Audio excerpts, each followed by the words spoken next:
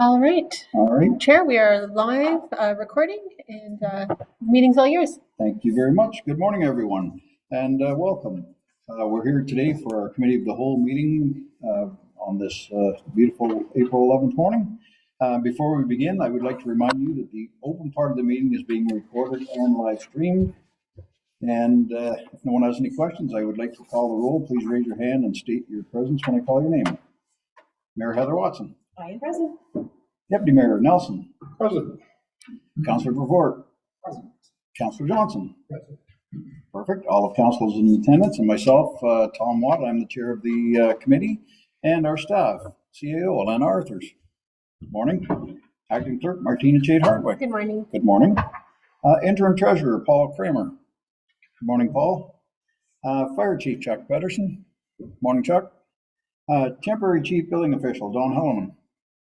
Morning, Don. Thank you. Library CEO, Maggie Pearson. She'll be joining us via Zoom this morning. Good morning, Maggie. Present. Thank you. Manager of Public Works, Jake Condon. Good morning, Jake. Thank you. Manager of Recreation Facilities, Mike Mood. Good morning, Mike. Thank you very much. And our planister, last but not least, Christina Coulter. Good morning, Christina. Thank you. All right. So with quorum of the committee in attendance, I will call the meeting to order. And now our land acknowledgement. We respectfully acknowledge that we are on the treaty and traditional territory of the Mishi-Sagig and Anishinaabe. We offer our gratitude to the First Peoples for their care for and teachings about our earth and our relations. May we honor those teachings. Any disclosure of pecuniary interest? Seeing none, the adoption of today's agenda for April 11th. Councillor Vervoort, Councillor Johnson. Any questions? All in favor? Carried. Thank you very much. Delegations, petitions, and presentations, we have none today, so we get right into the committee reports. Now, all the council should have already gone over the report, so we don't need them read out again. If there's any additions, I'll ask each time. So if I got since they're writing the reports, feel free to put them in before we get started. So we'll start out with the library. Good morning, Maggie. Morning. The floor is yours. Hi, everyone. Sorry I couldn't make it in person. We just have a lot going on here at the library this morning. I won't go through the entire departmental report, but I did just want to bring attention to two of the projects we have going on under operational. The first one is the drywall repair and painting project we're doing here at the library. We have it tentatively set for starting on May 6th. We're wondering if anybody can come help take the shelves down before then. Staff will deal with all the books. We may have a bit of a service disruption on the Tuesday that we're usually open. So there's that. And then the second project is the water system replacement, which is a pretty big project, and wanted to check with, Mike was kind enough to come and do the first assessment with who we hopefully will have do it. But sort of questioning whether we need to get someone else to come looking at it first before we can go ahead. But other than that, if anyone has any other questions about the report, I can also answer them. Thank you very much. I'll open it up to council. Do we have any questions or comments from what you've seen here?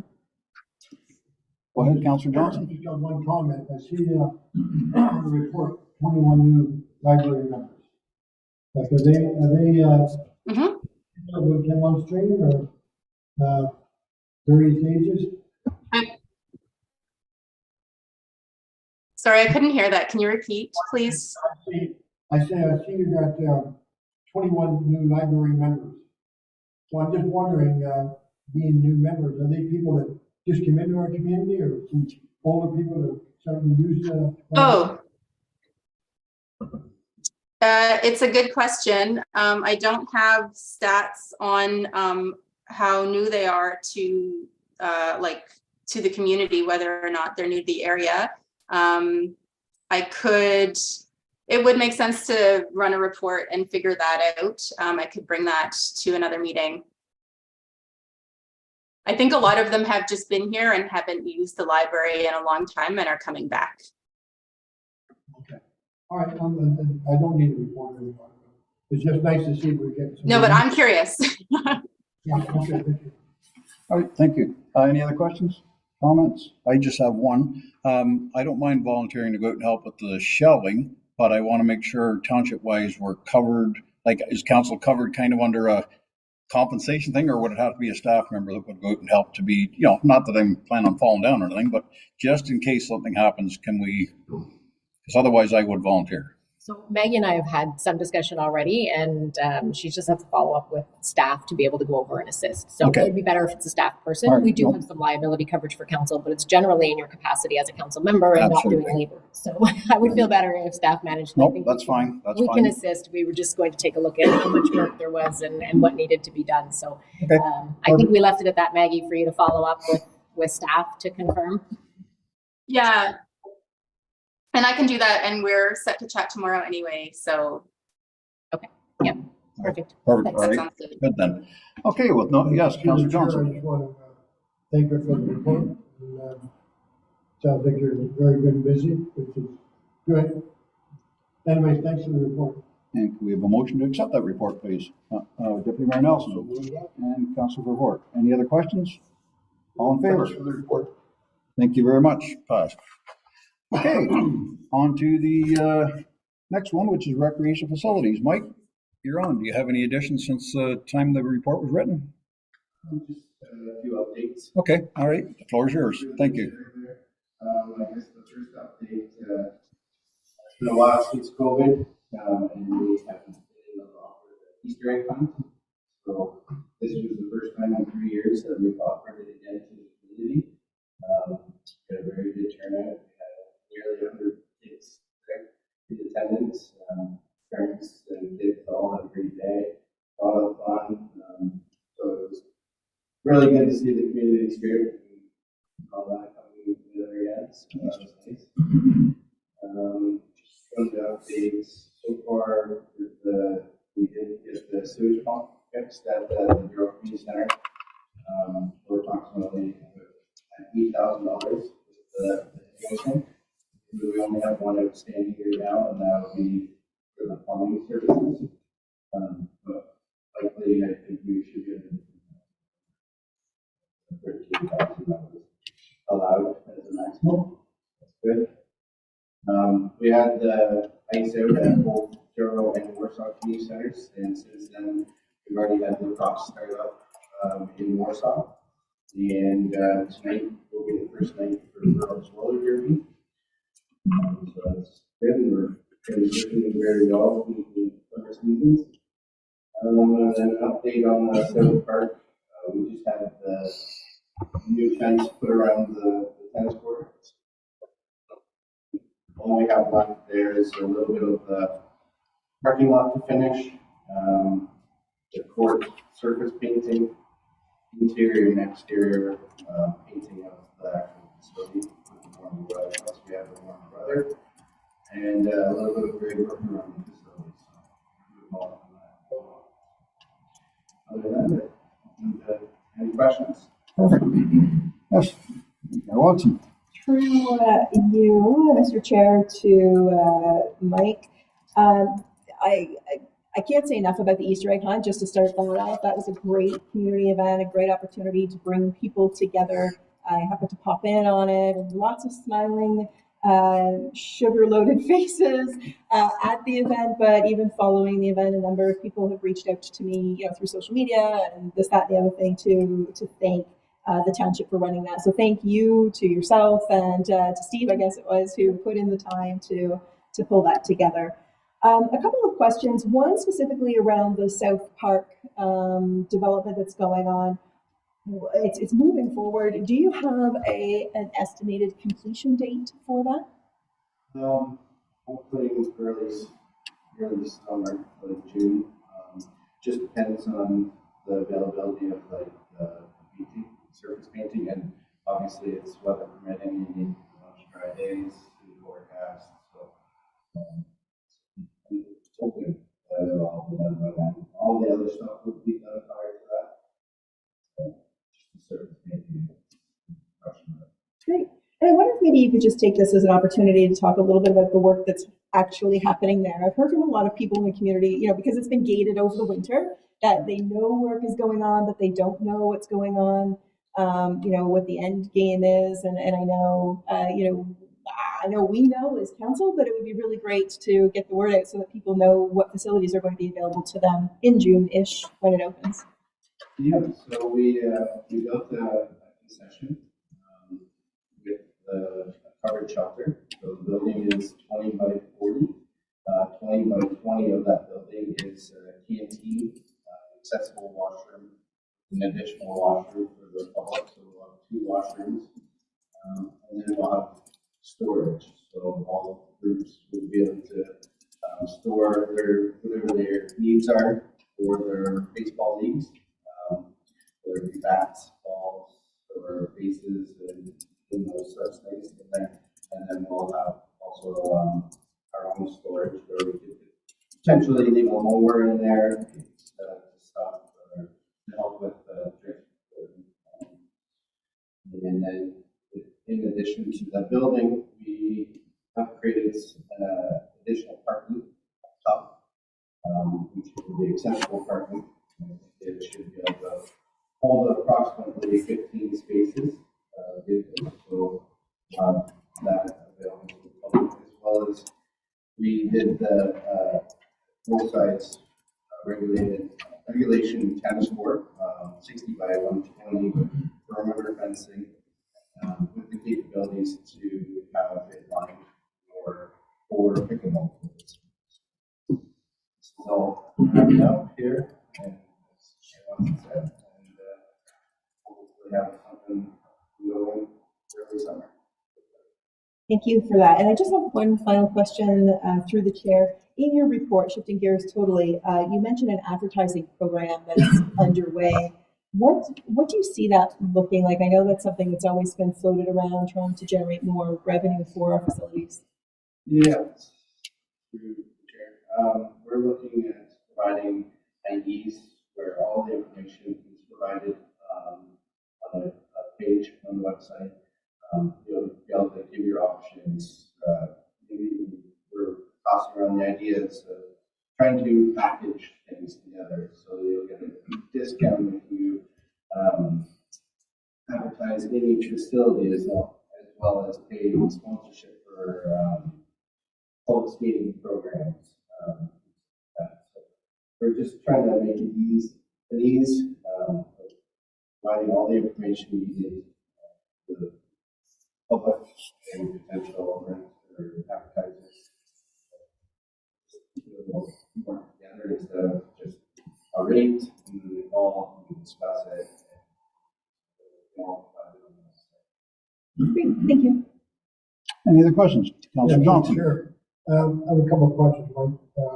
Number one, in the ball field, have the summer teams lined up that that there's going to be ball for the kids and seniors and stuff like that? Yeah. So everything's in place there? Yeah, I believe, and most of our leagues are all our youth has, I think, between all 3 diamonds that we have, they're going with 5 minutes each. And then we have 2 different men's groups and a mixed league. So we have something on all the diamonds. South Park Diamond is something on every night of the weekday. Then we're getting some of the tournaments already booked. North Diamond, I'd say the majority of the week there, except for we have soccer on the Tuesday nights, and just with the limited parking, we're not open on the Tuesday nights there to come with soccer. And then even the Legion, all that, we have a number of fall practices there. last year it was almost 5 months a week. It's, In the same as the soccer? yeah, so our youth, Shamrock Soccer has one that they're just running an in-house soccer for groups. Do we have any leagues with the soccer? They are not going to travel. So they're just decided to in-house. And another question is the washrooms. Now, are they open 24 hours a day, or how are they? We have the ability to lock them, so thought is to lock them at the evenings. Whoever's organizing their event, they'll lock them to the facility and then be able to lock them after their event. That way, we just not. And my other question is that you have down here change fresh air makeup to improve air quality at the Warsaw Community Center. Excuse me. What do you mean by that? Just over time, there's like a fresh air makeup on the side of the building to draw the air in. We had some issues with snow and rain coming in, and so there was a cover built on that years ago. And then to fix the leak, it kind of got closed off a little bit more. So we were noticing a little bit poor air quality readings when the health unit came. So we restructured that box on the inside to accommodate more airflow and have the health unit come back and retest and satisfy the. Last question is that are we starting to get some rentals for the example Warsaw Arena upstairs, downstairs? Durham? Yep, we upstairs we have a boot camp in Warsaw. Tuesdays and Thursdays. Youth ball hockey Mondays and Wednesdays in Warsaw. So there's something going on each night of the week there. And then in Douro we'll have girls. We'll also have men's ball hockey, women's ball hockey, and during the week lately we've been doing a lot of dog training upstairs and downstairs. We have a couple weddings this year. Next, the numbers. Is there any lacrosse? Typically, just the tryouts. We've had them the last 2 weeks and it's nice. Thank you. Any other questions? Mike, I just have a couple of quick ones, please. I've been asked a couple times when the porta potties are going to start coming. Yeah, we typically, and they've already been actually ordered, essentially. They're going to be placed the week before 1 week in May. Okay. And they're there until the week after Thanksgiving. And same suppliers last year? Okay, and why I asked that is because I got a lot of people saying how impressed they were about how clean they were kept. So it's nice to get that. You can pass that on to the vendors also, because it's something they do get pretty crazy. Okay. My second one, the canteen indoor of the new one, but is that something we're running, or is that something if the ball has ball that night, they open it up for whatever? Yeah, it will be available to rent. Okay, perfect. For any league or tournament or any other function that may come up at the park. Right. They'll have that ability to do Perfect. that. And my last one, if I may, please, the upper parking that you're talking about, you get about 15 spaces. Is that kind of between the horseshoe and pickleball courts and the ball field? Is that kind of where that is in along there? Right. What? Yeah, it'll be, the first spaces start roughly at the fence line where the horseshoe pits are, Mm-hmm. and it goes up to All right. Why I'm asking that is because, and I mean, and myself even playing ball over the years, stuff like that, there's a lot of foul balls go that direction. And, you know, it doesn't take much for a ball to take a windshield out of somebody's car coming like that. So do we have any kind of protection that's going to go up there to stop a foul ball or whatever, like whether it's mesh, or whether we put up a signboard and start running out space for, the ball field, and advertising for that down so far, though, so that if someone actually sits in their car, they can still see it in the field, but maybe we can just mesh the bottom kind like that. I'm just concerned about liability for. Yeah, I guess we might have to see how it goes, but we did keep the parking to this side. Back We do have a backstop plus the overhang of that backstop. Yeah. So that should stop the majority of them on that angle to parking. So we really Just see how it goes. Okay. Nope. And that's it. And that's good for me. So if there's no other questions, I'll have a motion to receive the report, please. Councillor Johnson. And Mayor Watson. Any other questions? All in favor? Motion carried. Thank you very much, Mike. All right, on to the next. We have our Public Works. Jake, you're on. Any additions from the last time? Go ahead. And if not, then we'll open the floor up for comments. Through you, Chair, I'll just touch on a couple of updates for getting a couple of items in here. So we have awarded the culvert tender. That was last council meeting. I'm still working on an RFP for the excavator. The brush, I hope to get that out here by the end of the month. We took part in a surface treatment tender along the county and other municipalities. Those results have come in, so council will see them at hopefully the next meeting.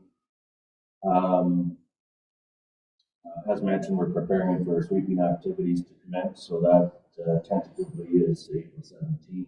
We're going to then start with our contractor. We have done a little bit with our own tractor in-house.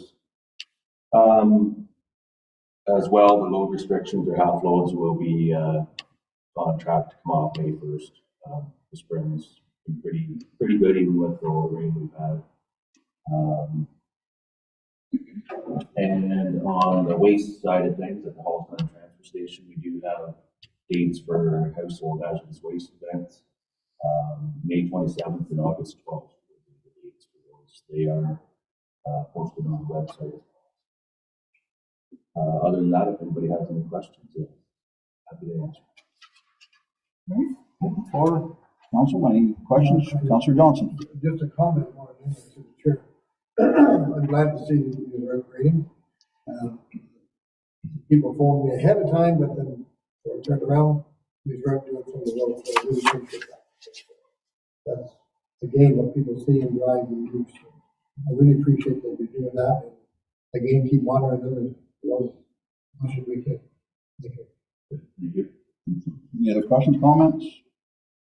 All right, motion to receive the report, please. Deputy Mayor Nelson, Councillor Ward, all in favor? Carried. Thank you very much. Thank you, Jake. Moving right along, I guess we have our fire services. Chuck, the floor is yours. Thank you. I'll just highlight a few things and then add a couple.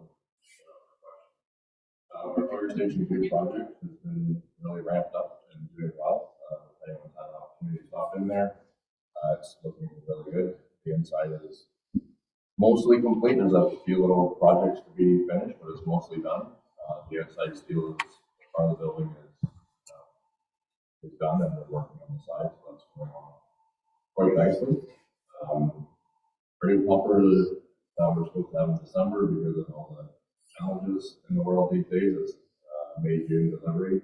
We are trying to see if it's possible that it could be brought down to the trade show in Toronto in May. If we make that date, then that'll save us some inspection and traveling, but we're still working through that. We did submit our first round. There's 2 windows of opportunity for our firefighter certification. So we did submit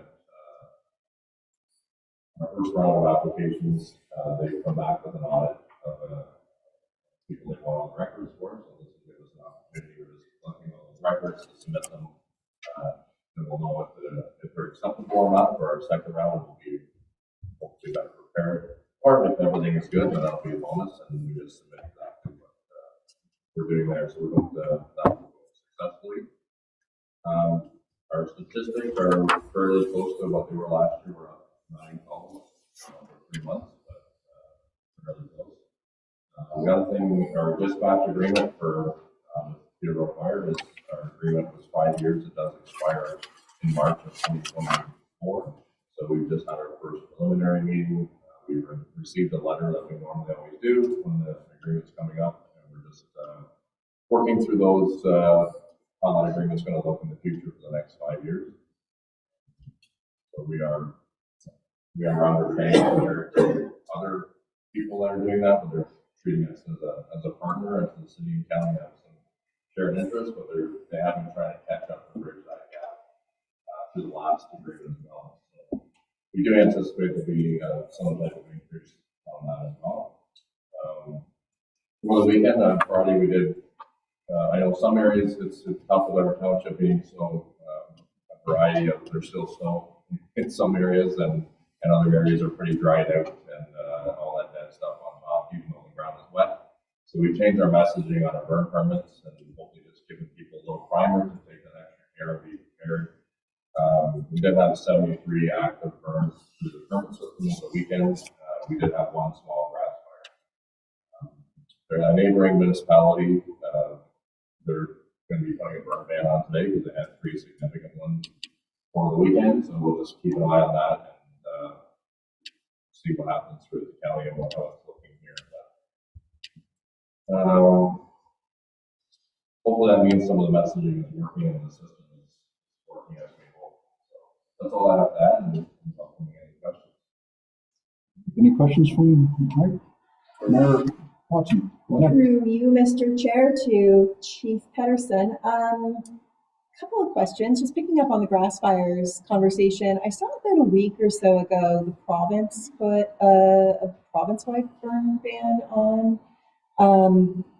Obviously, that differs from our jurisdiction, but can you help get some of that messaging out about what the difference is, or do you even know what I might be talking about? Look on your face. Yeah. Maybe I made it up. I don't know. I haven't. We normally get notification. I have heard that, and I should have went on and double checked it. I have heard some different information about a provincial ban.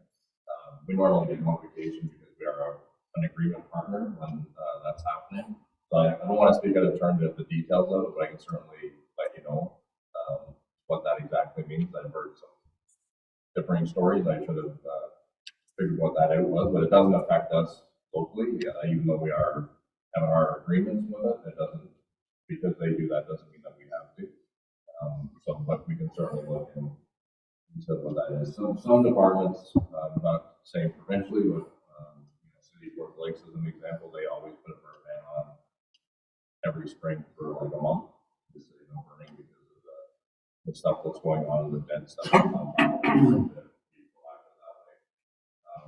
So I think with our new burn permit system, we're at least able to track how many people are burning and what our ratios are, and then make some educated decisions based on what we're seeing. So hoping that will help us make the decision.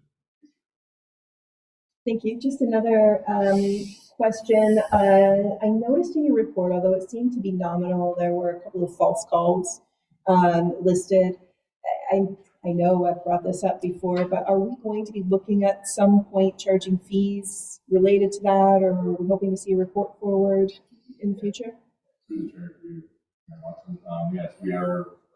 That is on our list of things to bring back. We do currently charge for false alarms.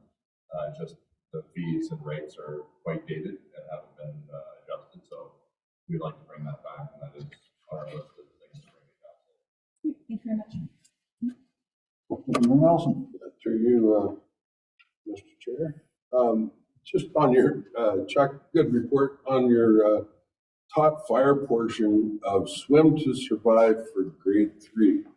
Can you explain what that is?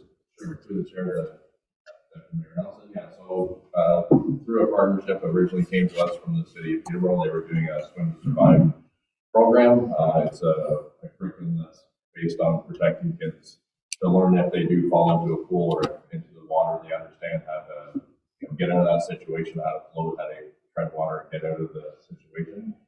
So we partner. There's the police that are involved, the EMS that are involved in the fire. So we all take a turn at the school, and then there's pool days. So we try to go.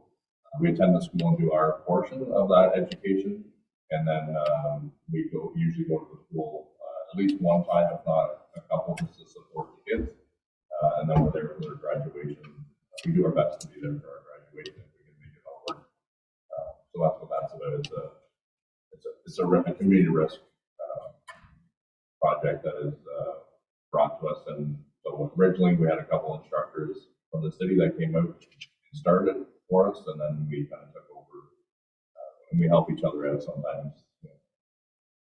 Many municipalities are involved in it, so sometimes they can't make a certain date, so we help each other out as a second person in the classroom or whatever we need to do within the county.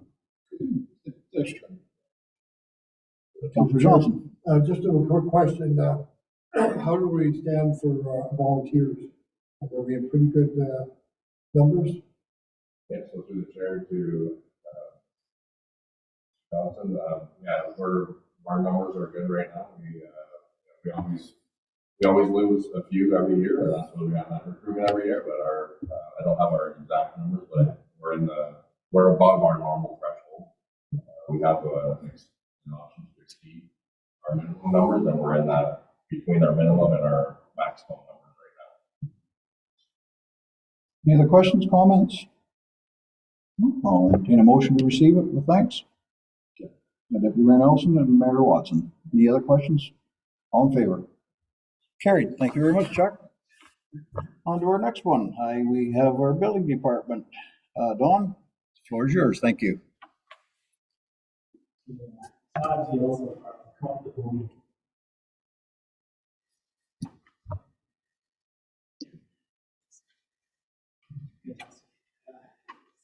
Through the chair, I'd like to, if I can, just take an opportunity to speak to some of the items listed in my report and speak to them in a little more detail on what happened in my department. So since taking on the role, I believe myself, council, Lana, all other staff have been and still are on the same page.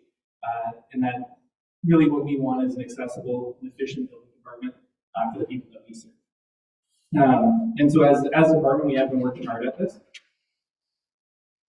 So if we use the analogy of taking the helm of a ship and you want to try to get it back on course, potentially the thing you don't want to do is just grab a hold of the rudder and yank. Maybe look to capsize the ship, make the crew uneasy, what have you. So I think that the small calculated adjustments will yield us better long-term results. And so if I look to kind of just summarize that, I would say that change is a process and not just an event. It's something that we are committed to and that we need to continue to implement. So as we make those small incremental changes, I hope it's not viewed as inaction, but that intentional leadership in how we're going to navigate some of the stuff that we have to get around. In my report, I have 2 items identified, which was our enhanced customer communications and streamlined permitting process. Some of the aspects of our enhanced customer service or our customer communications were addressed in the department's customer service policy and procedure that we brought before you in the previous council meeting. And then some of the other parts are addressed in our revamped permitting process. So what this process does is it sets out specific benchmarks with realistic internal timelines for staff that ensure the applications are receiving the attention that they deserve. And so if I could give you maybe a quick run through of what that permitting process looks like, help you understand kind of maybe a bit from start to finish on what we do with the applicant and how we communicate with them in some of the different processes that we go through. So we have Cloud Permit, our online permitting portal. So the applicant creates a workspace in Cloud Permit and they submit those documents that they've uploaded to the building department. And they view that at that time as their application being submitted. So the first thing that we do, that we now do, is we send a message to the applicant and we acknowledge that they've submitted their documents to us. And then we inform them that there's some procedures that we have to go through in order to deem their application complete. We also offer that if they don't see any movement on it, that they can reach out to us at any time and follow up, and we'll give them more information on where they stand in that process. So after that initial acknowledgement, we head through to an application review. And this review is not technical in nature, but what it's set to do is identify that if the application is missing any of the required documents that are needed for that application, as some of you are aware, maybe an ORCA permit or an MTO permit. We make sure that the building plans are actually there, a site plan. We try to make sure that everything is there they need. And if it's not, we communicate that with them and we identify the pieces that they need in order to get that application complete. If the site plan at that time is present and appears to be sufficient, we can then progress to the next step, which is a zoning review. And I think that this is important. The progression of that application at that stage is really important to getting the customer through the process. So instead of freezing the application and saying, you're not complete, go get this stuff and then come back to us, we're saying, you need to complete a few other things, but we have enough information, for instance, a site plan, we can continue the next stage in our review. We can move it through to the zoning review. And I think that just, like I say, it really helps with them progressing through that rather than just kind of freezing them at the start. Once our zoning review is complete and all the rest of the documents are attached to the application, we then can move that applicant through to plan review. And just so you're aware, every time that we complete a review or a function within Cloud Permit, we do communicate that with the customer, and then always offering them the opportunity to follow up with us if they haven't heard something in a certain amount of time or they're fearful that it fell off our radar. So plans review is where we kind of look at it versus the Ontario Building Code, make sure that the project complies with that. And I can understand that, with plans review, even we can look at that and say, well, every one of our building officials should be well versed in review, and that's true. However, as you all are aware, our department is relatively new, though seasoned building officials, new under the same roof. And so we need to make a department procedure for how we're going to do our plans review, and we have done that. So one of my big goals for the department was to find a reasonable balance between needing every little piece identified at the permitting process versus how much we can allow to happen in the field. So get the permit issued and then continue to work with the applicant. There's a balance here because by the time a building official shows up in the field, the work's already been completed. So we want to be mindful that we don't allow too much work to progress, that we're asking them to then change stuff. So what we've done is we've looked at the intent on our plans review, and we said that we want to address anything that isn't a standard building practice, so outside of standards. So if the owner was to complete the project, time and time again, there's just industry standards that we would feel that everyone knows. The other thing that we want to do is identify anything that cannot be dealt with easily within the field. So once we attend the site, if there are not some minor modifications that might create a major change, we want to address that in that plan review prior to issuance of the permit. And then the last thing that we're trying to do is limit the time required by the field inspector to either do the research in the code or issue kind of their inspection reports. And so by doing this, this should make all aspects of our inspection process more efficient.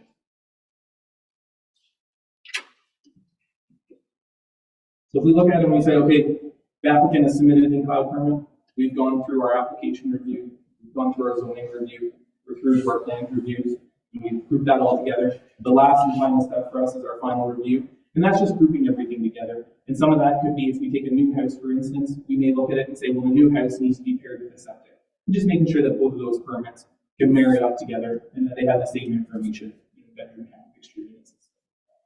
Once we get that, we issue the permit, and then we communicate again with the customer, just letting them know what's expected of them. Approved plans must be on site, how to book the inspections, timeline for inspections, and what have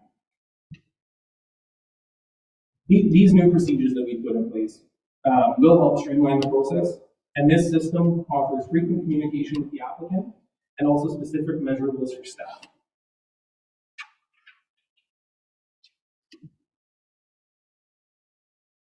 If I can, as I mentioned earlier, our building and planning staff are experienced, however, new to under the same roof. And so if we could look at this and say, similar to how two lawyers may interpret the law a little bit differently, we too may interpret things differently. And one thing that our customers deserve is consistency out of our department. And so what we can't have is the answer that they receive cannot vary based on who they're talking to. So what we've done is we've implemented reference documents for internal use. And these documents give staff clear direction on interpretation on items that could be susceptible to other interpretations or maybe have been interpreted differently in the past. If we become aware that we're implementing an interpretation that may have been looked at a little differently in the past, we've been proactively reaching out to some people who have put applications in front of us frequently through the years and saying, you know, this is a change that's coming, and we're going to start to implement it this way. And so that to hope to not catch them when they get to the permitting process, and then finding out that we're doing something maybe a little bit different than what they're used to. Okay? And in that, if we are changing an interpretation, we are seeking like outside counsel for our interpretation and just clarifying that that we are interpreting it the best to the intent in which we think it's been put down, typically in our zoning law. So anyway, so that brings me kind of more to where we're at today. And so we're still experiencing a high volume of applications. We still do experience a backlog today. You know, in one 5-day window, we received 12 applications for permits. And so, and if we look at from even the last committee as a whole, we've received more applications than we've had working days. And so, if we think about that, we have to produce more than a building permit a day in order to stay without a backlog. And though we don't foresee that progressing through the year, it is spring. It is the time of the year that we're going to see lots of those. So we are making and have made an efficient process. We're committed to continuing to tweak it and modify it as we need, but I don't think we can't cheat now. We have to stick to the process. We have to make those small incremental changes and watch it develop. And we're already seeing it pay off in a lot of aspects of what we're doing. And like I say, that's through the permitting process, but also in inspections and not having those untimely delays. Is there any questions from that or whatever's contained in my report? Go ahead, Councillor Johnson. I have a couple questions. I guess number one, can someone go through the application, can they request a picture for the inspector? Through the chair? No, that is not something that we would want for numerous reasons. Okay. And so if someone was in the process and started working, they didn't like whoever they were dealing with, they would call, they would talk to you, how you resolve it in-house kind of thing. Through the chair, yes, please. Yeah, that's exactly what we would ask for them, is to reach out to us. And remember, in our customer service policy, we're here for customer service. It doesn't mean that we can just give the applicant everything that they want, but we can communicate with them and we can make sure that we're doing that in a respectful manner. And so yes, if they had an issue with how that was being dealt with, we would ask that they contact myself. Okay, I have another question. I don't write things down, I can't forget them. Anyways, I guess jumping off this a bit, are you involved in the septic, the inspections? Are the chair department involved in that? We are. So where do we stand on that? I haven't heard too much about, like, what kind of new on this. Wow.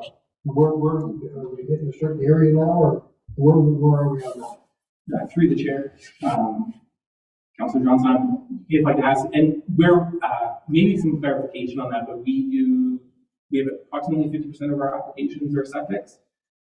We inspect all aspects of the septic within our township. Nothing is handed over or received from the Peterborough Public Health as far as inspections or permitting goes. Does that answer your question? No, the existing. Sorry, the septic review. Re-inspections. No, the re-inspections. That is something that we're still dealing with internally and trying to figure out the best path forward. It is something we have done. We have done some in the past 3 or 4 years.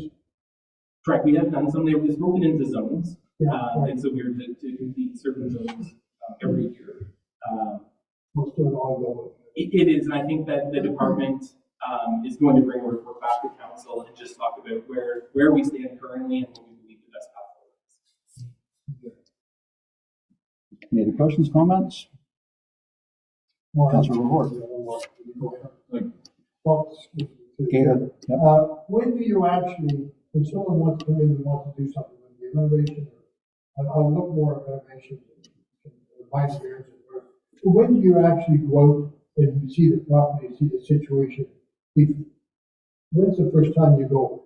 Because, I mean, some people put stuff down and on paper, and then all of a sudden you go there, like, oh, this is sure different than I thought. When do you actually go first visit to see what's going on, what the request? Through the chair. Great question. I think it's scenario based. We typically take, the first is at the permit application, we look at it. If there's cause for concern or reason to believe that there may be something a little bit different than what we're seeing, so we use a bunch of technology to get there, then we can visit the site. When you talk about planning applications, we do insert planning applications, visit the site, just to make sure if there's any red flags that we see. It would be phenomenal if we could get to every site prior to the application being reviewed. I don't think that currently we have the staff capability to do that, but definitely if we think that there's a reason to believe that we need to attend that site, we will. I think that's important. When you can see something that they don't see right off the bat, Absolutely. Look at something, I can't do that. We definitely want to be proactive. Councilor Reward. Through you, Mr. Chair. Just a quick question on one of the stats here. I see there's 61 permits in the right now. Yeah. Wondering just where that number is in relation to last year. That number's gone up or dropped down? Through the chair, Councillor, I'm actually unaware. I apologize on what that whole number was. There is a chance that number is increased. To clarify, the ones that would have been in that review have most likely progressed, and if they haven't progressed, it would be due to just waiting on either a planning application or more documentation required, not that we haven't got them. So I would assume that there's just a lot more coming in there. And that's so of the 40, and then I apologize, I didn't bring my paper up, but I think we had 45 applications. So of that 60, 45 of them are just that new right there. And so the 20 that are kind of lingering could have been kicked to needing a planning application, or we could be, maybe they require a permit from an outside agency. Any other questions? Just a couple Deputy Mayor Nelson. Thanks, Don, for your report, and thanks also for anything I've heard and dealing with customers. And thanks for answering my questions that I talked to you about 2 days ago, or back last week. And anyways, just thanks for all of that, and thanks for the hard work. It is appreciated. So thank you very much for that. No. Just one quick one, Dawn, if I could, please. And you mentioned about, the first step, the cloud permitting, stuff like that. And a lot of people that are building stuff have got a contractor or whatever like that, so they know all those hoops and bells and whistles and stuff. But we still have a lot of people in this township that don't use much in technology still. And, maybe they want to get this all in place by themselves, or, they're going to putter away building a garage over the summer or that kind of like that. What course of action do they have if they don't have this technology? Like they don't use a computer, or they don't have a smartphone.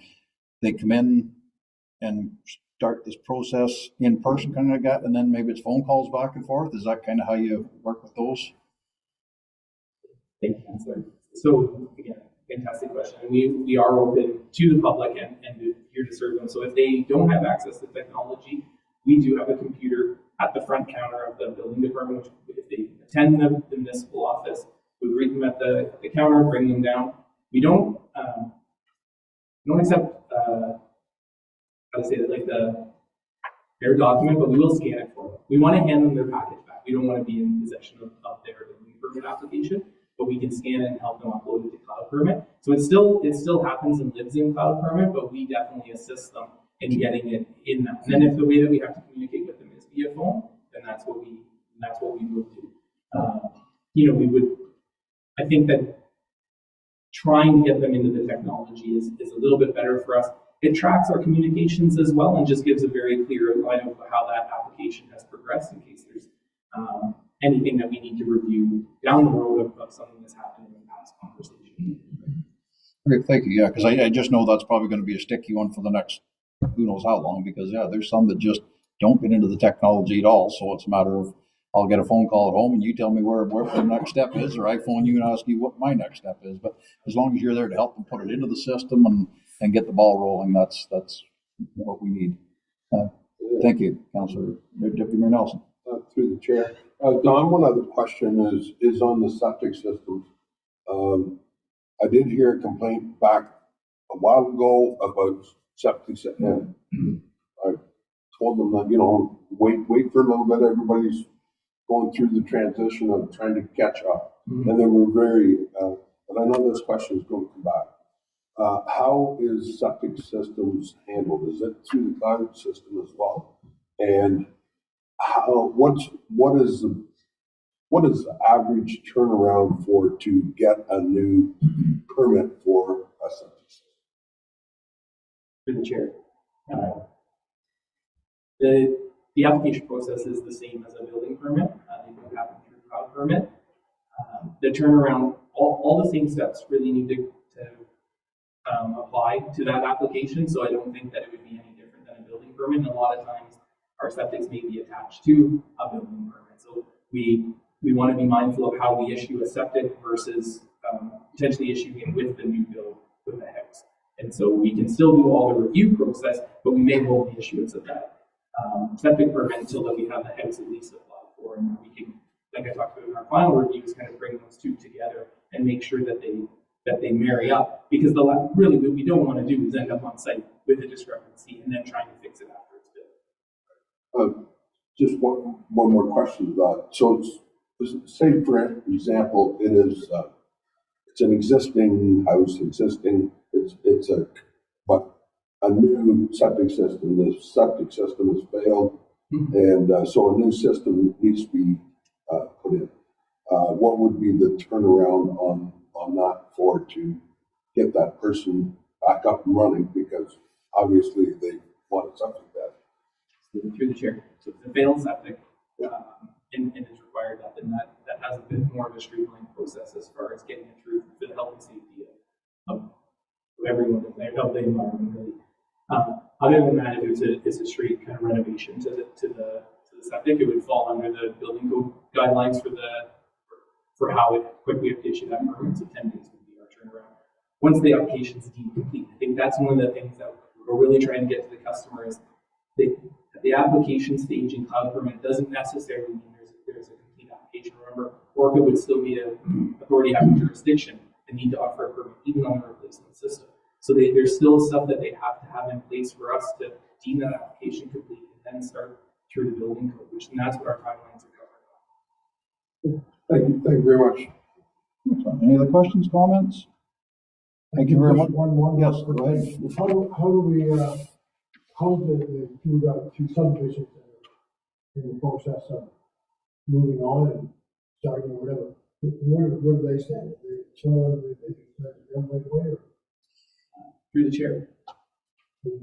I would hate to kind of throw anyone else under the bus on this side as far as, but I just think that the planner would have maybe a better indication on where we would stand with those subdivisions. So I'd love to answer that question, but I think there's someone more capable than myself. Okay, well, thank you very much, Don. Much appreciated for the update because it's something we all get a phone call or a question on once in a while. So motion to receive the report with thanks. Councilor Ward, Deputy Mayor Nelson. Any other questions? All in favor? Carried. Thank you very much. Excellent. Well, Ray, your question could be answered with this next one. Christina, it's up to you. Thank you very much. Take the floor. Anything you want to add? Go ahead. Thank you, through you, Chair. I have a couple of minor additions since the writing of the report. We have now received under our applications 3 separate applications for the creation of 3 new lots. Under zoning bylaw amendments, we have also received an application for the removal of a holding symbol. That's for a number of properties. That holding symbol was placed on the properties as a condition of severance back in 2016 or 17. So by lifting that holding symbol, all of the conditions have been met. So that will be coming forward, and that's a recent addition to our zoning amendments. I can speak to the question regarding the subdivisions. Presently, the township has 3 active subdivision applications. Only one of those applications is draft approved, which means there are a number of conditions that need to be met before final approval can be given. And once final approval is given and the subdivision is registered, then their next step would be to come forward and begin applying for septic systems and building permits. So that's the Houseland subdivision that has drafted. The other two are in various phases. The Clancy subdivision in Glenwood is looking to having a public meeting on June 6th. If they have a few minor outstanding issues to be addressed for peer review, but looking to go to a public meeting for that for the rezoning and official plan. Only since the subdivision no longer are required to have a public meeting. So subdivision part doesn't need a public meeting, but still the official plan amendment and rezoning application will have a public meeting. And then we just recently received a third plan of subdivision in Warsaw, and the county has deemed that application complete, and notice will be in the next few weeks indicating the complete application and posting on the website. So with that, just throw it back to the committee if there's any additional questions. Thank you very much. Questions? Anyone else? Through the chair. Thank you, Christine, for that. Christina, what is the holdup with the house plan? So we're waiting on it to go back and get a certificate of approval. Is that correct? So for house plan, in terms of the subdivision process, when draft plan approval is given, it's given with a number of conditions that the developer has to meet before then the county can issue final approval. So there's, without having all the conditions in front of me, probably over 28 conditions, one of which was, for example, rezoning. So the rezoning condition has been met on that application. There's conditions that have to be cleared by what was the Ministry of Natural Resources and Forestry in terms of species at risk. That is now Ministry of Environment, Conservation and Parks.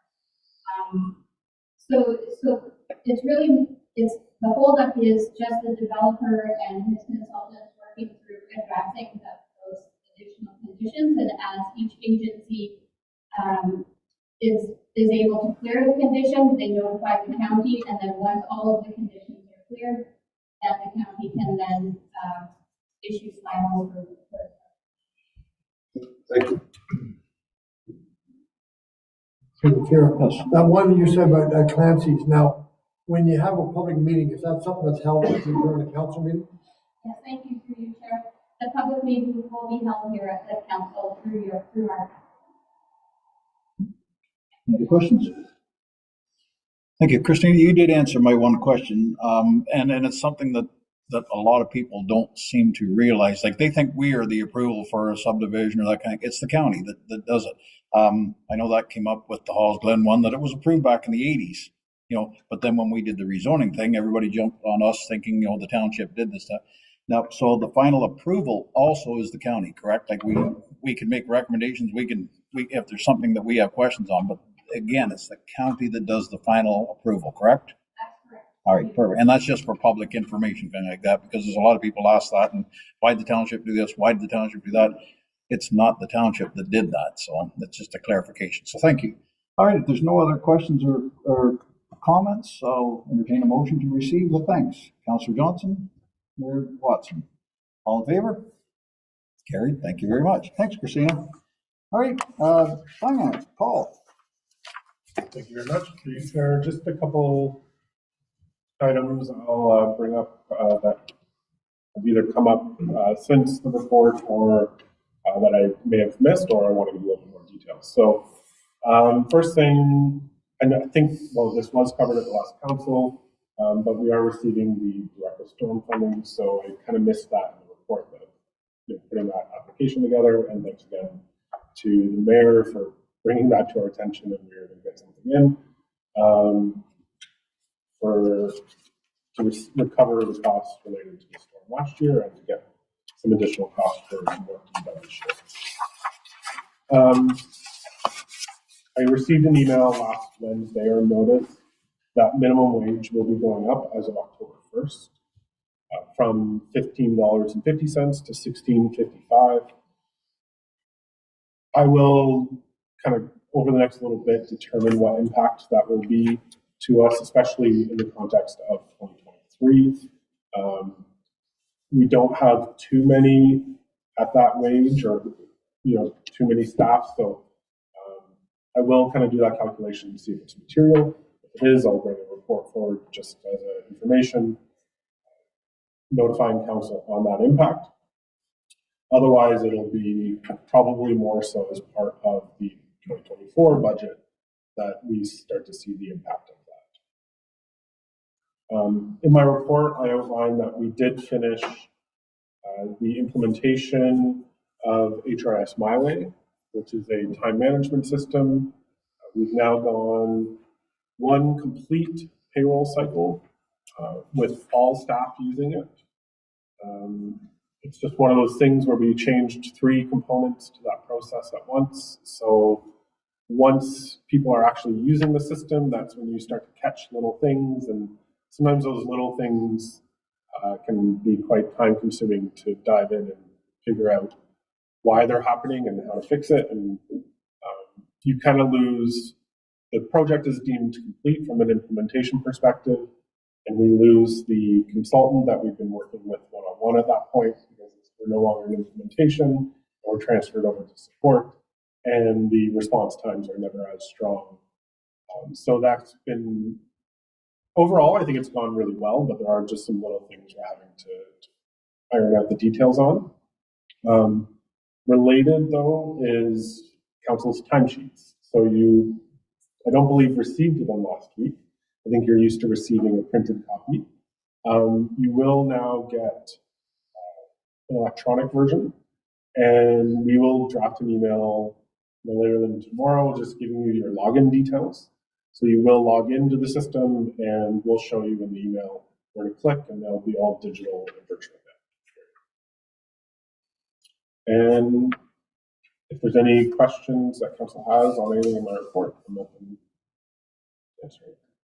Chair, I'm just asking, and I'm glad Mike's here, but on that South Park, it says includes accessibility ramp. Where's that? I think I asked that Mike that.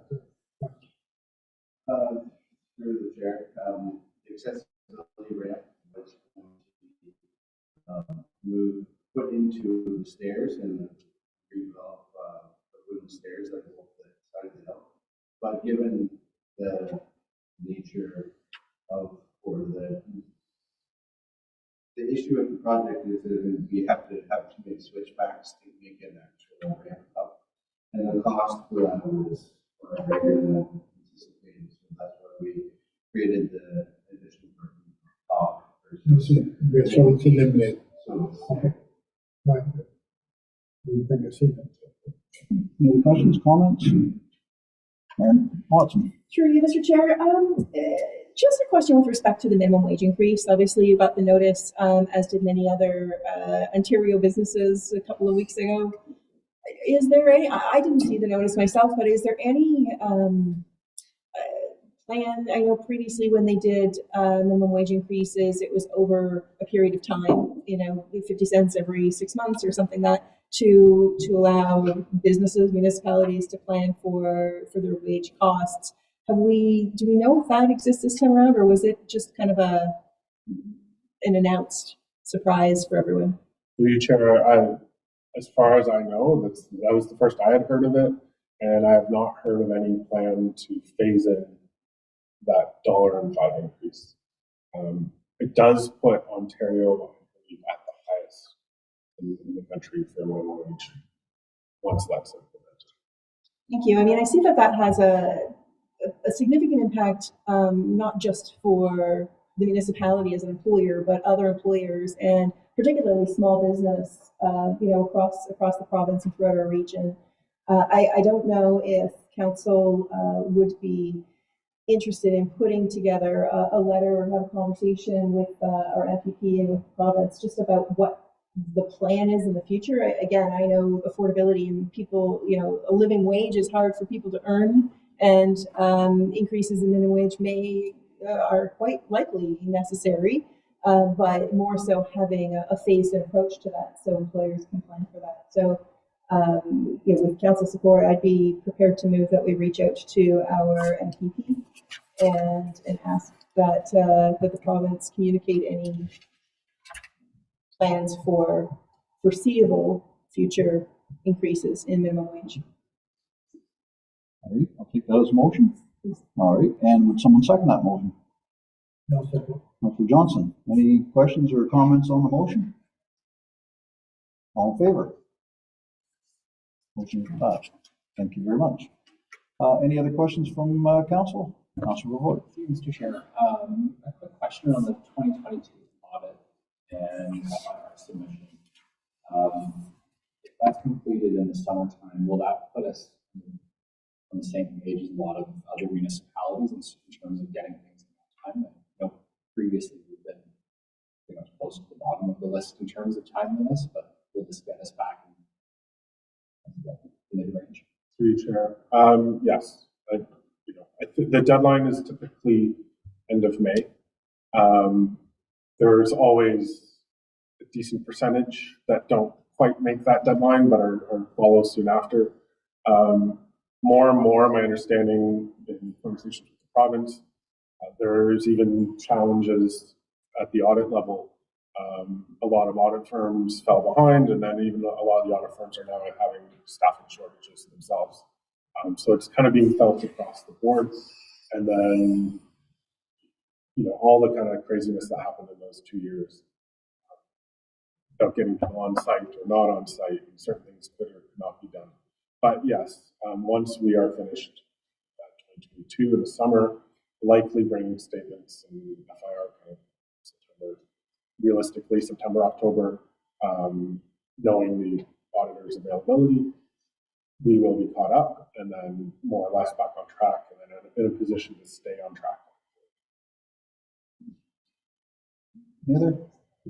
Just one, Paul, if I could, please. And you mentioned it earlier about the councillor pay and filling it. Is that going to be something we do every 2 weeks, or do we only fill it out if we have something over and above our honorarium, like mileage or conference fees or anything like that?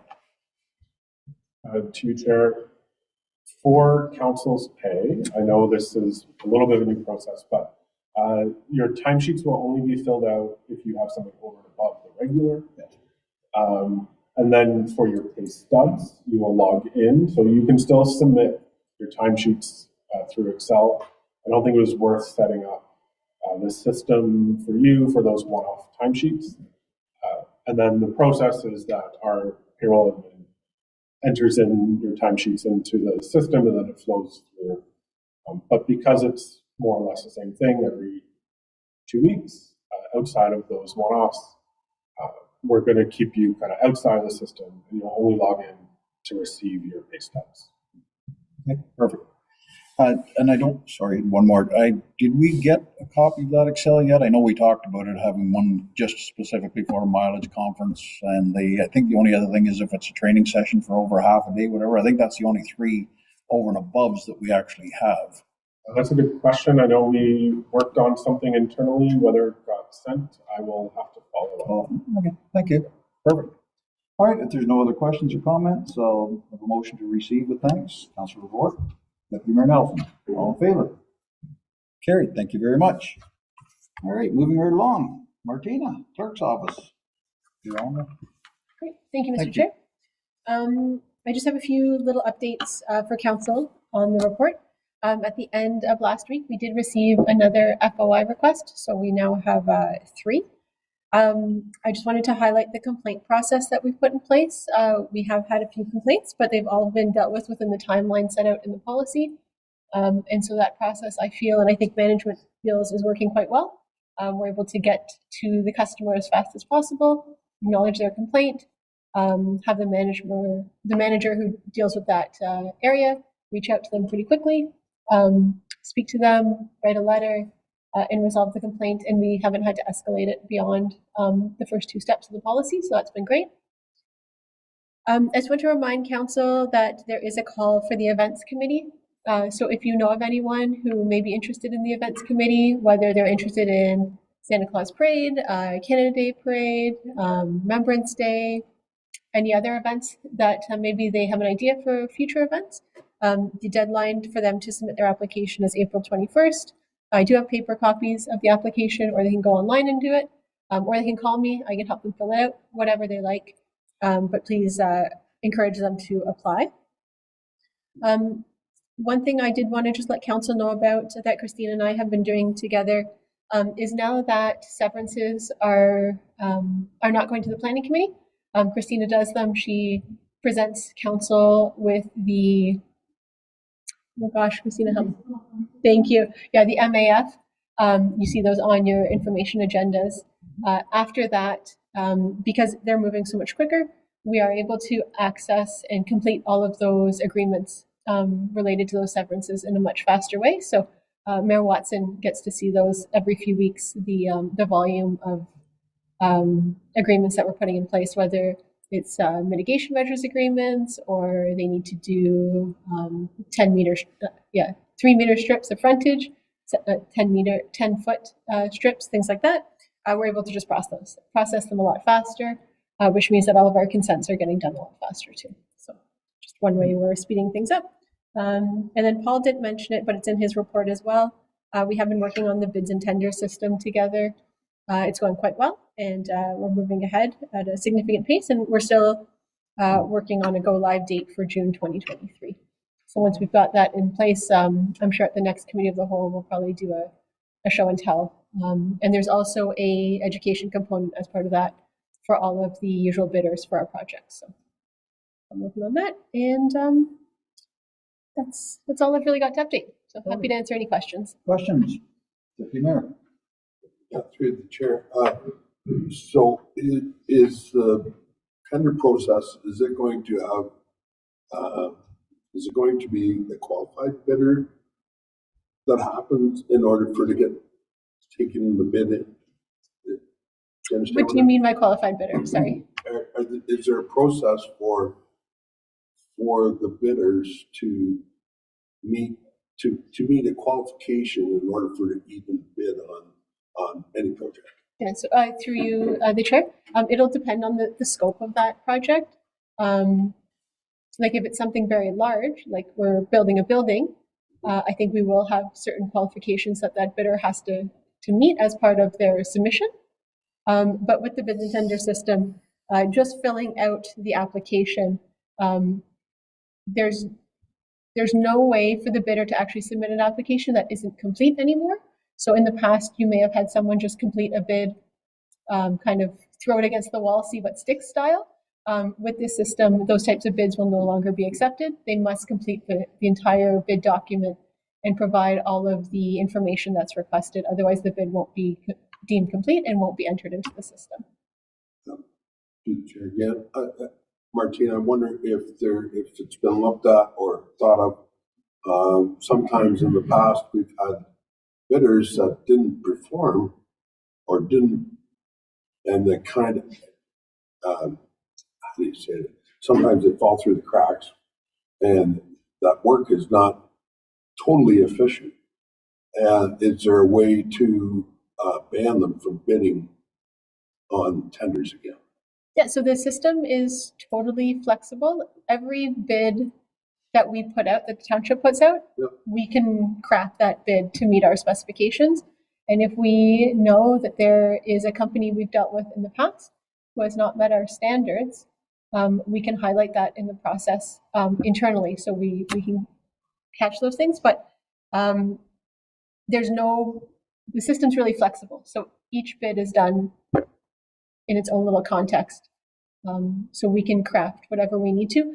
Also keeping in mind that we've got numerous national and international agreements we have to abide by, and processing standards and procurement bylaw and all of that type of stuff. But also in the system, there is a performance management process as well. So on top of, you may have to submit references, you may have to submit examples of past work for your bid to be qualified and things like that. So that's all taken into consideration depending on the scope of the project. Any other questions, comments? Through you, Chair, I was going to add in addition to what Martina said, our procurement policy does allow to look back at performance of vendors' history with us, and we can exclude them from future bids. Whether or not we actually exclude their bid in the system, they still may go through the effort of submitting one, but when we're evaluating it, based on our policy, we could exclude. And I guess, is that available to staff? The reason I ask this is sometimes when we piggyback or I'll call it that, piggyback on other tenders with other municipalities like or the county, do we have something, a little bit of teeth in our policy there that you as staff can say, no, we've had this bad experience. We're not willing to accept that company, or that, if you understand what you kind of understand what I'm getting at. Through you, Chair, I think that's a good question. I haven't necessarily thought of that type of example where we're piggybacking on someone else. Yes. I would think we would, I'd have to think that through, because it's not necessarily going to fall under our policy at that point, because if they're the lead in issuing the tender, I would think it would fall under theirs. But it's a valid point that we would want some sort of recourse and ability to say we wouldn't work with us, but that might be the risk of piggybacking. Again, just follow up, Paul.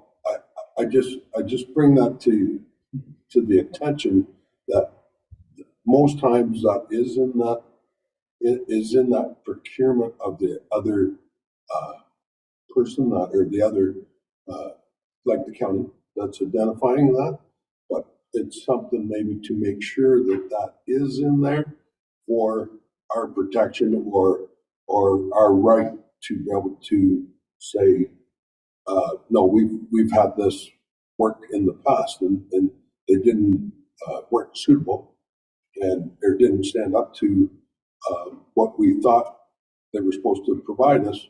And as long as that's in that's all I'm looking for, is some kind of a mechanism to catch that. So go ahead. Madam Clerk. Yeah, through you, Mr. Chair. That is in place. I know at the county, I've participated in a few county-wide tender processes, and I won't say which ones, but we have excluded or not considered bids from certain companies in those processes because the performance of those bidders had been very poor in the past. And so they did not, there's always, especially at the county level, there's always a performance measures that goes into the qualifying score. And based on their past performance, they did not meet the minimum score to have their bid continue through the review process. Yeah, thanks. Thanks. And further on to that, just going back to the start of that, I'm guessing legally wise, we can't say, no, you can't bid. It's open for anyone to bid on, but once the bid is put in, then we have the flexibility to say, hey, you worked for us before, or not to them, but they worked for us before, weren't satisfactory, so there's going to get excluded. But I don't think we could stop anybody from bidding. I don't have a comment on that part. I'd have to review the policy. But there's, in large bidding processes, there's always a performance component as part of the bid. Okay, right. Any other questions, comments? Perfect. Then I will have a motion to receive the claims. Councilor Ward, Councilor Johnson, all in favor? Carried. Thank you very much. And for our department heads, last but not least, Lana, you're up. Thank you very much. Thank you. Through you, Chair Watt. Just a couple of things as well. One of the things I did not note here, and I don't think Maggie mentioned it, we've been working through an MOU with the libraries. So I'm dealing with Maggie on a couple of things, that being one of them. And we will be bringing a report back to council. I think we finally have a finalized MOU for that agreement, which will streamline some of the processes and the way things have been communicated back and forth between the township and the library, identifying who's doing what as well as the financial components. So you can look for that. I think at our next council meeting, we'll have that. Some high profile issues that seem to be ongoing, most of them involving legal counsel, so I won't elaborate, but lots happening for sure. Obviously, the reports that you've heard today, there's lots happening internally, and my role just trying to support senior staff and some of the challenges they have and coming up with resolutions, and sometimes just how we communicate that to the public. And in addition, some HR, I would say, issues. We've started the performance evaluation for all of management, so they have the forms to complete and bring back, and then that will filter down to the rest of staff. We're continuing to try to deal with our IT services and most recently some cleaning services in the building. So lots happening and lots going on here. Questions, comments? I got to the chair. This may not be, I was trying to find it there, but I read through all the different ones. And there's one of them that said about that new building that was in the proposal of doing the roads department and the fire. And I thought I read it saying that we might be considering doing half it or something like that. I don't know whose report that came in, but I wonder if anybody could comment on that. Was it with your report? Okay. Through Chair Watt to Councillor Johnson. The request from Council, or the direction from Council, was to go back and try to find some efficiencies. And that was one of the conversations we had, is in those efficiencies, can we split the building into two projects and try to get part of it completed and then move forward? Was there any advantage to that? So we have gone back. Myself and the chief have chatted just about where we might be able to save some costs. Ultimately, I've spoken with Tyler at Greenview, and our council meeting that we moved, so the end of April, he will be coming to make a presentation. Him and I did talk about the opportunity to divide the project into two phases. I don't know if that's going to provide any cost efficiencies. So in our discussion, as we chatted, I had more questions, and I said, I think it's probably better if he can come before council instead of you providing the questions to me and having to go back and come back again. So we probably will have a lengthy presentation from Tyler at Greenview, and then you'll have the opportunity to ask questions, and hopefully we can find a path moving forward and council can provide some direction on the next steps. That's great. Thanks for that. My only concern is that some of it we need to get on right away. And all of a sudden the spring's here now, and summer and fall, and another year nothing done. So I do think we do need to address this situation. Anyways, thanks. Any questions, comments? All right, thank you very much, Donna. Motion to receive with thanks. Mayor Watson, Deputy Mayor Nelson. All in favor? Passed. Thank you very much. Okay, well, thanks to everyone. Is there anything that anyone missed that one before we move on to the next section that just popped into your head? I know it happens to me all the time. It's crazy.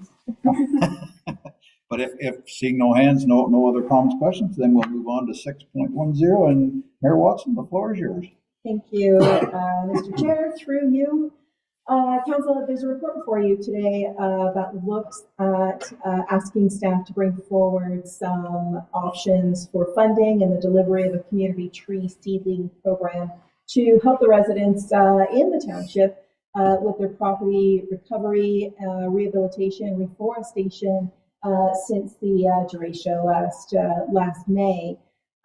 As you're all well aware, we were successful in receiving some funding through our proposal to the Ministry of Natural Resources and Forestry. Part of that funding really covered expenses that we had already incurred. There's some future expenses that are for township recovering, or rather recovery and cleanup. But I think we have this unique opportunity where, and for those of you who are part of the Deputy Mayor Nelson, I think you knew the disaster session that we were part of a couple of weeks ago. When there is something significant that happens, we try and build better, right? So this is in the spirit of that, where we want to be able to help residents in the community replant, reforest, and plant trees to build better. It's going to take us a generation to recover some of those trees. So I'm asking for council's support today to do some research, to ask staff to do some research and investigation into how we can either subsidize or provide at no cost trees to resident seedlings to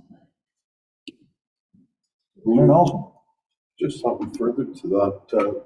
I believe that Orca used to have a program, and I think they still do, which staff could maybe investigate. Just on top of that, I know that they provided seedlings at a very, they planted a lot of them, plus supplied seedlings. They had a program, and I don't know whether that's still going to be available or not, but that's maybe something that could be looked at if we're too late this year, maybe something for next year. My comments. That's fine. Any other comments on the discussion? I'll make a motion. Okay. For what it's No, worth. that's fine. I was gonna make a motion, but I guess I can make the motion. And you're right, Orca did do that. Maybe they still do. I know I planted a pile of trees over the years, working for them, stuff like that, doing it all around. And sometimes it was on personal land, quite often it was on private land, and then the odd time it was in areas that it wasn't.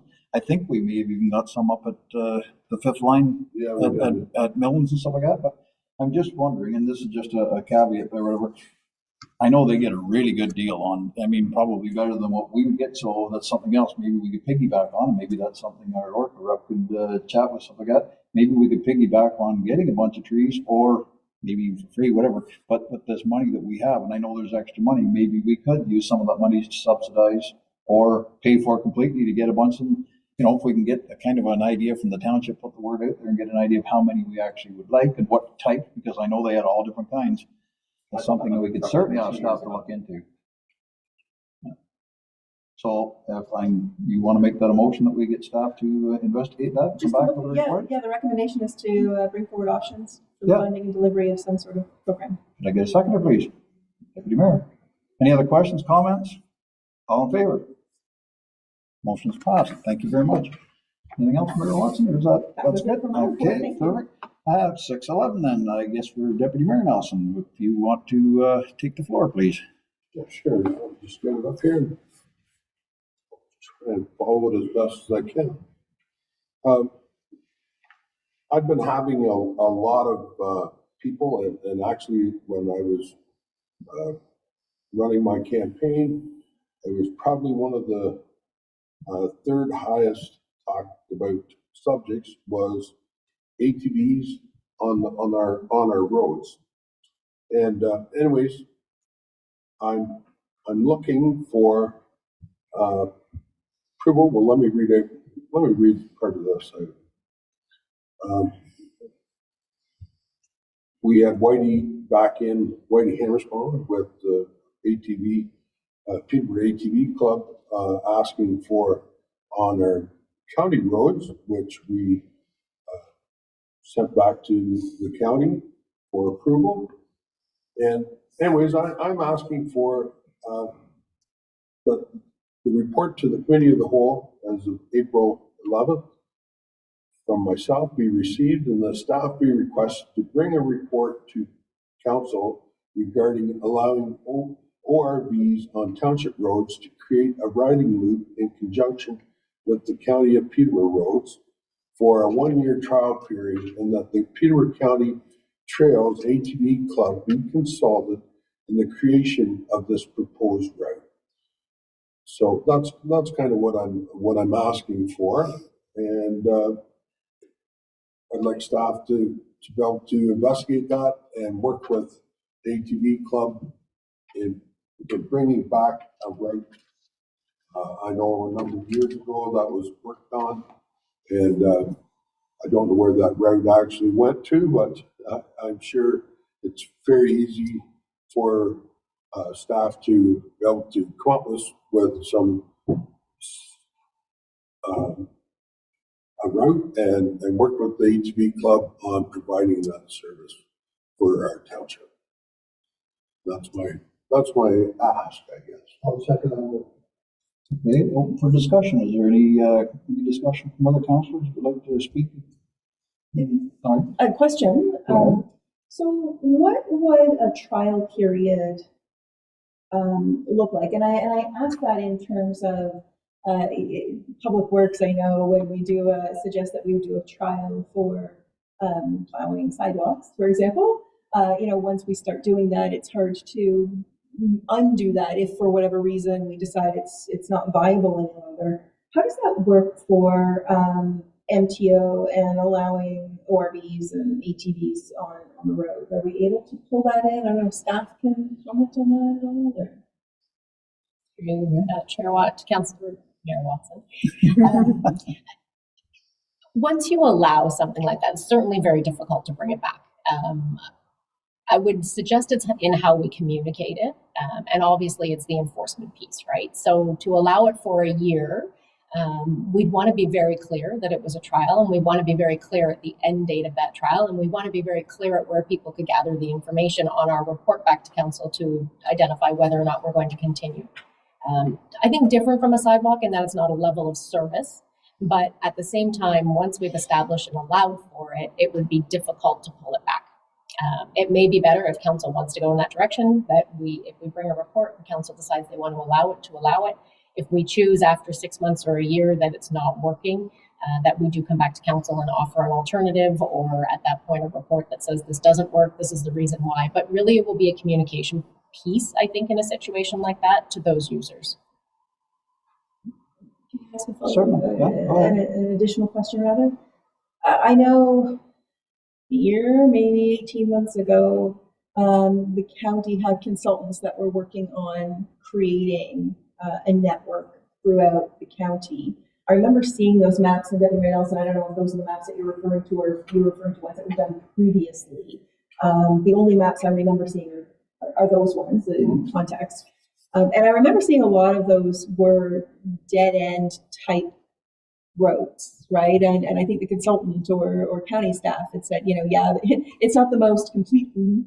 There's a lot of dead ends. And I remember thinking then that they weren't dead ends, they're actually access and starting points where we might end up having parking challenges and where people are offloading and loading machines. When was that map done, and do we still have access to that? Through you, Chair Watson, or Chair Watt to Mayor Watson. We do. We did. The county actually came to council and provided a number of routes that they were proposing to be allowed in the township. And, they spoke to all the other municipalities as well, but our municipality, it appeared that a lot of those just ended.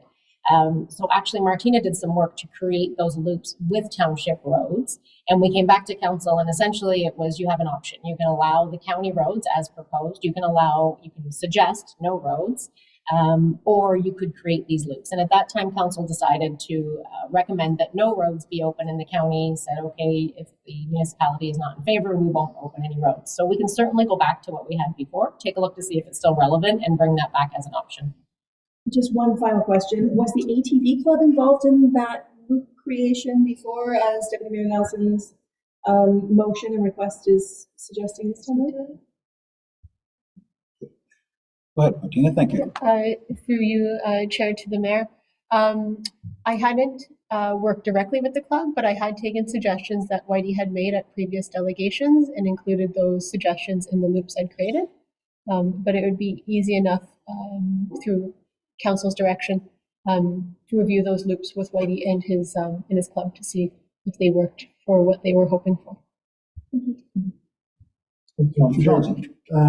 Now, if we come up with some kind of loops or whatever, we know we don't want to go on the county road. But if we come up with something, do we have to have a public meeting? Because I do know that there's some public that are still dead against it. While there's other ones that are for it. So, I mean, would they have a say on this again? Through the chair to Councillor Johnson, that would be entirely up to council. So my thought would be, if you're looking to have a public meeting, are you looking for that public consultation? And essentially, how are we going to obtain that? Because often, sometimes those types of meetings get a little bit heated, or lots come from one side versus the other. So my suggestion would be, if we bring something back to council to review, depending on where that conversation goes, we can talk about whether or not we want to send something out to the public and engage the public. I think prior to my arrival here, there was a public meeting, so we could go back and look at some of that information as well. I did facilitate a public meeting in my previous capacity in Cavan Monaghan.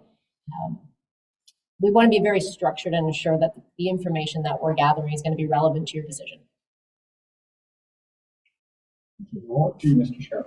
I'm just looking for a bit of clarity, I guess, in terms of roads that are available for ORVs or ATVs right now. And then recently we agreed County Road 6 and County Road 44. Although they're not our roads, we kind of said to the county, yes, by all means.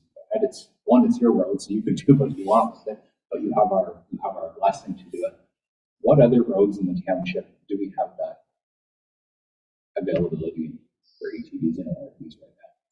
Do you have that? Yeah, okay, I was gonna say, if you don't, I do, go ahead. So through you, Mr. Chair, to Councilor Rover, right now it's Simpson Road and the 12th line. Those are the only two roads available. So, do you know where those are? Like, Yes.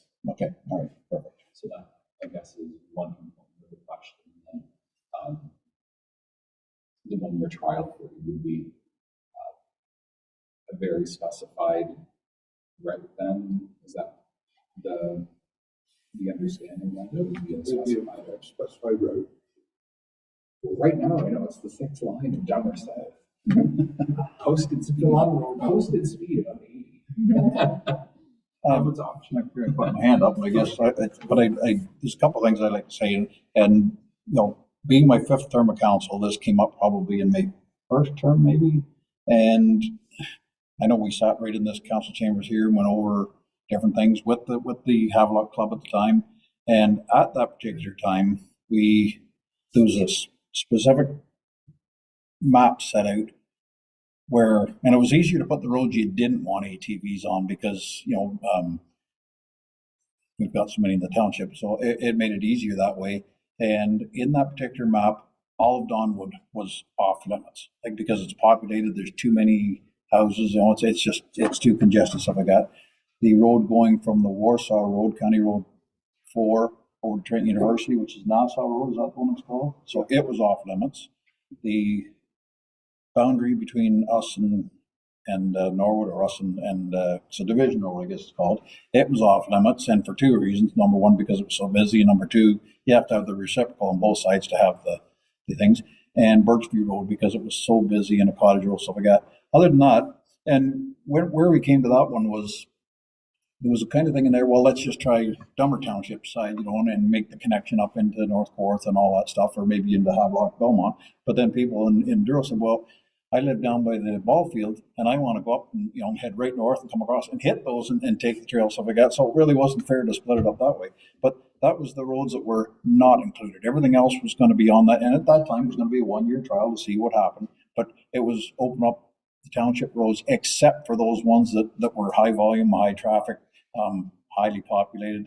And the list may be a little bit bigger now, but again, and at that time, we had I still don't think we should have control over county roads, but we didn't have control at that time over county roads. That was just to do township roads on a trial basis and see how it went. And we had a public meeting. I think we had a couple public meetings on it, but the one we had in Douro, and it didn't go very well because it was, and I'm not going to mention names from the previous councils now, but it was like all the nays came up, which let's say there was 40 of them, but there's like 200 people on the thing, and 150 of them wanted to get up in favor. Well, it got to, it was like 8, 9, 9:30, whatever. It was like, well, it's 9:30, we're going to close this meeting off. So 50 people got to say against it, and 5 people got up to say in favor, and then it was cut off. Like everybody didn't get a fair chance, kind of like that. So like you said, communication, how we're going to, if we go with a public meeting, it's got to be structured properly and whatever, and whether we accept emails, with the verbiage in it, stuff like that, and just see how it goes, because you hear lots, and I agree with Deputy Mayor Nelson, there's lots of people in favor of it, but the trouble is they never have come out in support of it, not very many, so it's, that's all I have to say. Go ahead, Deputy Mayor. Just something else for council's information. Back in previous, the province had all of our roads closed off, and the townships were allowed to open roads for ATVs in which they wanted.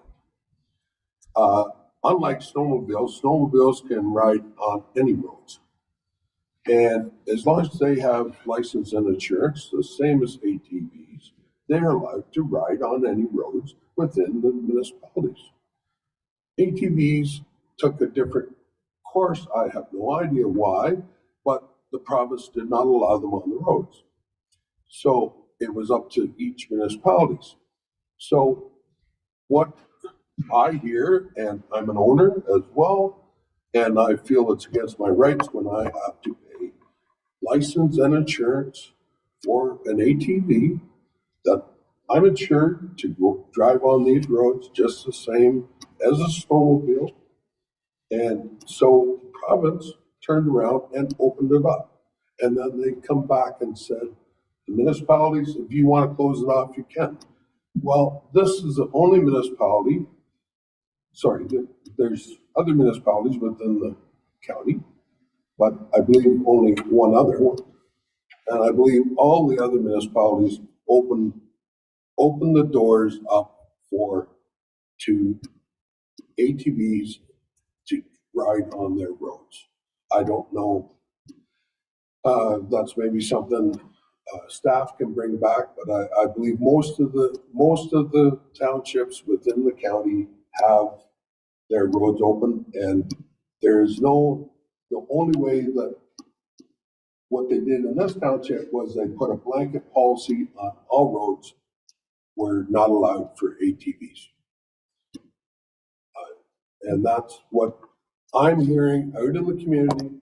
When I done my campaign, I can tell you there is a lot of people expecting something when it comes to being able to ride their ATVs to get to trails. For example, the trailhead is in Havelock, and they ride all through Belmont Bethune, and this is another trail that they want to get up through to Nefton. That was the reason why they come, and there's other reasons why people want to be able to get to that trail, and so that's why I'm asking this today. Is they want to get there, they want to be able to get there, including myself. Want to be able to do it legally. Thank you, Chair Watt. Just a clarification, because this predates my time on council, certainly, but you were referencing that it was opened up to areas with the exception for Donwood Division, Virtue, Nassau, like that. It didn't pass. It didn't pass. Okay, the way you talked about it, it seemed like I thought, wait, was so that was, sorry, I apologize for that. Yeah, no, that was the option to come out, and then it didn't pass I at understand. council. So yeah, Okay. we never ever opened up just what's open now. That's the only roads that have ever been open. Thank you for clarifying that, because I thought maybe I missed something. Maybe it happened before I lived in the township. So to that point, I mean, I understand. I'm an ATV owner also. I don't personally think that there's any enjoyment in running on the roads. I use it on my own personal property, and and it's insured, and all the proper things are in place. But that's for my own personal decision, right? That said, I don't know, like, as much as Deputy Mayor Nelson, you say that, it was the third highest issue talked about. It certainly was an issue talked about, but I talked to just as many people, I would argue, I mean, we're not going to pull out lists of names of people, but that don't want it on roads, right? So, and knowing that it was an issue is a concern on both sides of it, right? And I think there probably should be some sort of opportunity for community engagement, although I feel like it's something that we've been, as Councillor Watt has suggested, it's been around the block a few times now. But at this point in time, I'm not prepared to start that conversation, and for that reason, I'm not going to be able to support the motion that's on the floor today. But certainly, if the rest of council wants to go that direction, then I support that, of course. All right, any other comments, questions before we go to the motion? Like, what we're asking for to the motion would be for isolated roads. We don't want them on highways. They're not meant for the highways, and we don't want them on the highways. But there are certain areas maybe that they could go. Like, I have a machine too, and not everybody's got 25, 50, 100 acres they can shoot around in the property, even though they like to.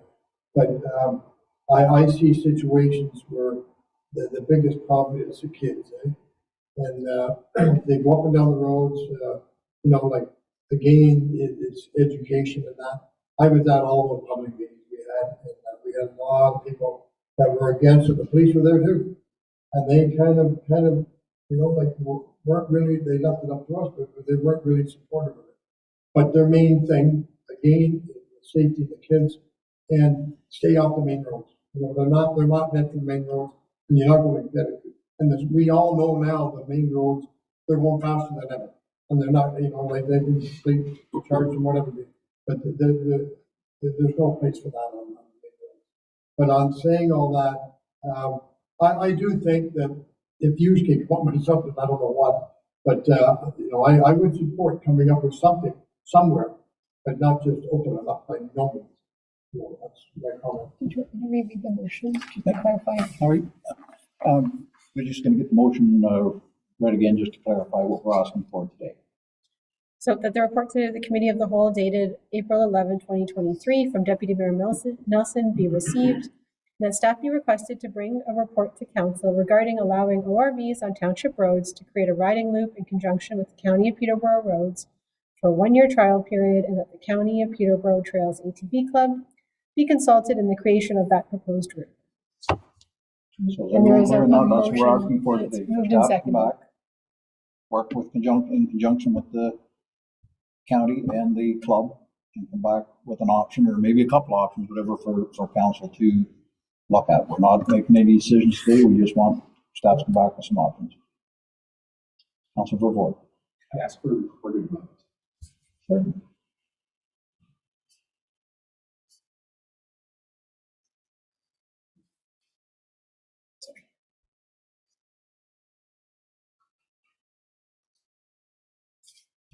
You ready to call the vote? I am ready. Okay. Dummer Ward Councillor, how do you vote? Nay. Douro Ward Councillor, how do you vote? Or Councillor at Large, how do you vote? In favor? Deputy Mayor, how do you vote? in favor? Mayor, how do you vote? Not in favor. Motion passes. Thank you. All right. So it's good. So staff will come back with that, and that'll be at a future council meeting. And I know, I don't know if I can speak afterwards, but I know Councillor Johnson mentioned it, and I know they were at our previous meeting, stuff like that, the OPP, on where they stand on this stuff too, because I think there's a lot of things have changed with them too. So just in speaking to some of them, but that may be another consultation to put into the mix, if I may suggest that. All right. Thank you. Well, I guess that wraps up our normal, our regular portion of the meeting. Thank you very much, everyone. Appreciate it, staff, and all the reports and updates you've given us, and thank you very much. So there's no new business, or is there any new business requested for our next meeting at the moment? If there is in the future, just please send it in the appropriate time to Martina, and we'll make sure it's on the agenda. Other than that, I'm going to ask for a motion to go into closed session. Mayor Watson, Councillor Rewart, all in favor? Passed. All right, we'll just give a few minutes for staff. Thank you very much, staff. Appreciate it. Give a few minutes to stop the recording. Sure. And do you want? Let's take a 2-minute, 5-minute break, whatever, for about.